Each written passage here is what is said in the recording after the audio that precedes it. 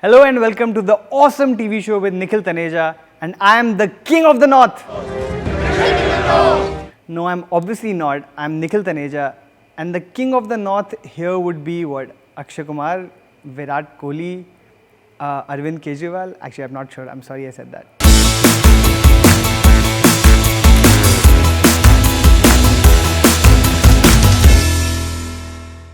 Okay, I know this is supposed to be a fortnightly show, but we need to talk about the spectacular Game of Thrones finale. Of course, the night is dark and full of spoilers, so spoiler alert. If you've not seen the season finale of Game of Thrones, first of all, why not? Because it's an amazing season finale. Go watch it now. Else, you can just directly skip to the recommendations, the time code of which is given below. Alright then, what was that episode? My mind literally blew. Okay, not literally, but you know what I mean. The episode felt not like the end of season 6, but a culmination of everything that has been going on in Game of Thrones so far in all its seasons. Jon Snow is King of the North and winter is finally here. What an emotionally satisfying experience that was. How do you even go back to your regular life after watching that episode? So many amazing things happened in this episode. Here's looking at the top 5. Number 1. R plus L is equal to J. The math equation that has been driving the internet nuts for reasons other than the fact that it is a math equation has finally come true. So it does turn out that Rhaegar Targaryen, the son of the Mad King, R, and Lyanna Stark, Ned Stark's sister, L, are the parents of Jon Snow, J. R plus L is equal to J. Which would mean that Jon Snow is the nephew of the Khaleesi and a Targaryen.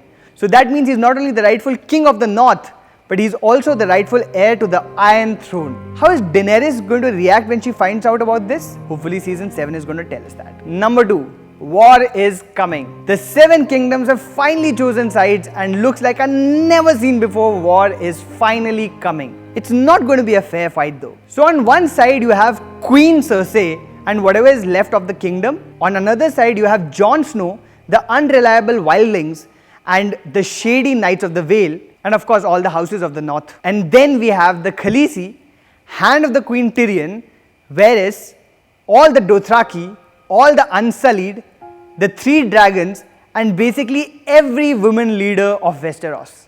There's Illyria Sand and the Sand Snakes of House Martell, there's Olenna Tyrell of House Tyrell, and there's Yara Greyjoy of House Greyjoy.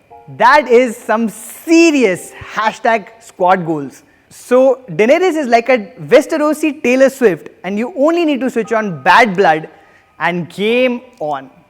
At number 3, Cersei is the Mad King. In the most what the moment of the series, Cersei blew up King's Landing whole.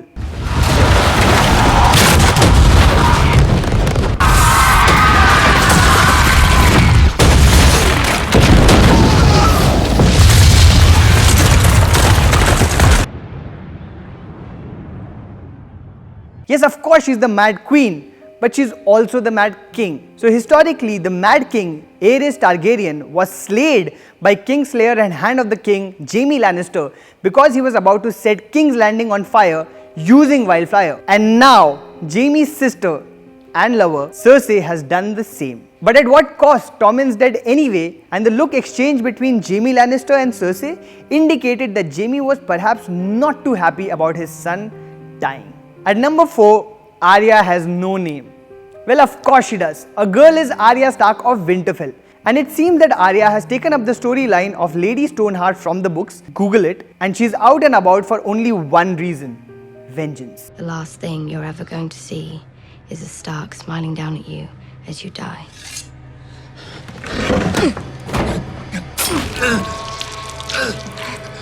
Our darling Arya is now a stone cold killer.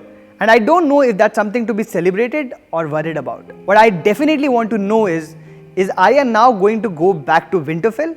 Or is she going to go about striking more names off her list, which includes Queen Cersei at the top?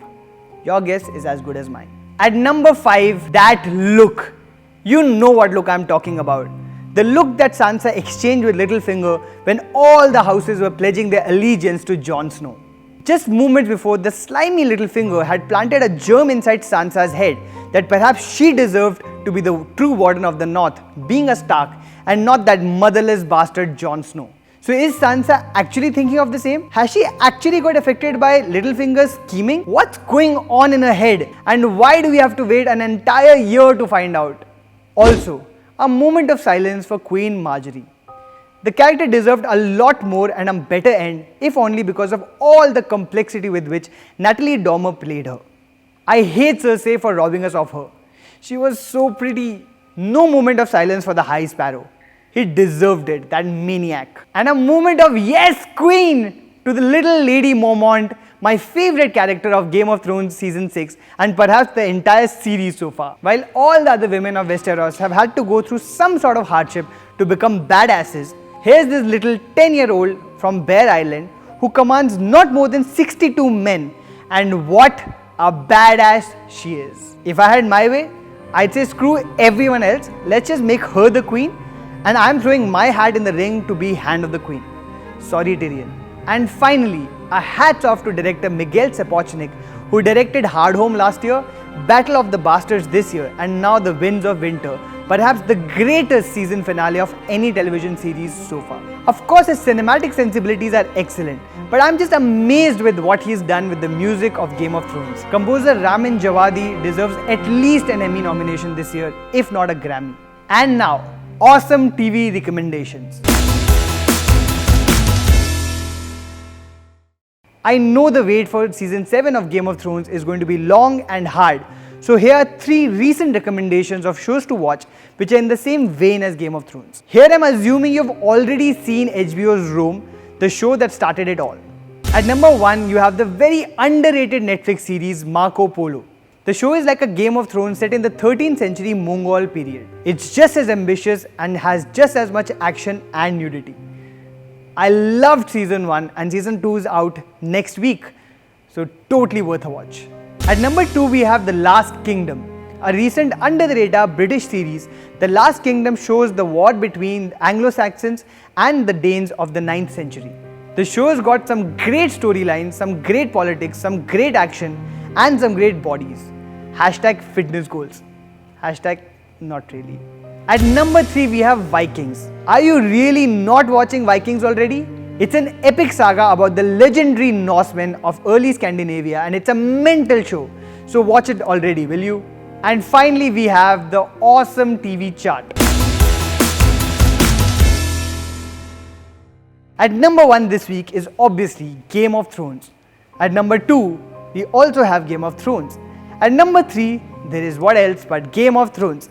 Yes, let me just make this easy for you. From number 4 to number 10, we have Game of Thrones this week and perhaps all weeks of this year. It was the best episode of Game of Thrones and of any TV show this year. If you're as big a Game of Thrones fan as I am, give your comments about the last episode below. And if you thought I used my hands less this episode, I tried really hard. Please like, subscribe and share Film Companion on all social media platforms. You can also tell me what you think of me or troll me or ask me for personal recommendations on @Taneja Main Hu on Twitter and all social media platforms, because Taneja Main Hu, maar kidhar hai.